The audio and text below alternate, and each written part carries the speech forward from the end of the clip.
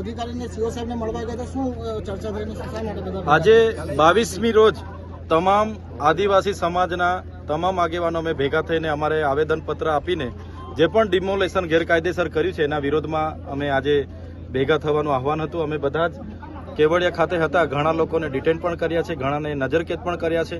ત્યારે આ અસરગ્રસ્તોની જમીનો આમાં બધી ગઈ છે અને એ લોકોને આજે ઘર તોડી નાખવામાં આવે, એમને ઘરબાર વગરના કરી દેવામાં આવે.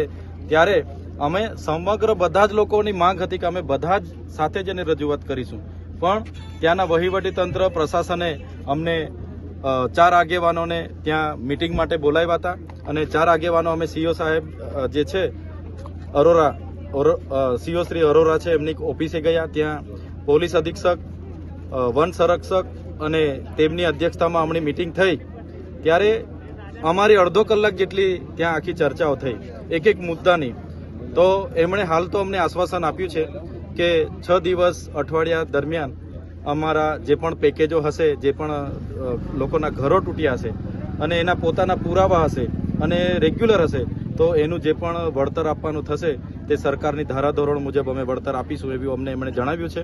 સાથે સાથે એમનું કહેવાનું એવું હતું આજે કે એ જમીન 1970માં સંપાદન થયેલી જમીન છે અને એ જમીન સંપાદિત છે, એના પાસે અમારા પાસે પુરાવા ને બધું છે. તો અમે એમણે એવું કીધું કે તમારી પાસે જો પુરાવાને કોણે વળતર લીધું, કોણે આપ્યું છે એ તમારી પાસે હોય તો અમને તમે આવનારા દિવસોમાં આપજો.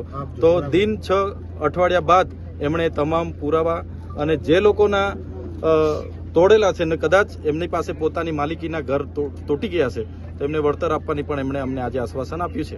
તો જોઈએ છે અમે આ લોકોને ન્યાય માટે આવનારા દિવસોમાં કાર્યક્રમો ફરી પણ આવા મોટા આપવાના થશે તો અમે આપીશું અને અમારા લડત જે છે એ સડકથી લઈને સદન સુધી ચાલશે.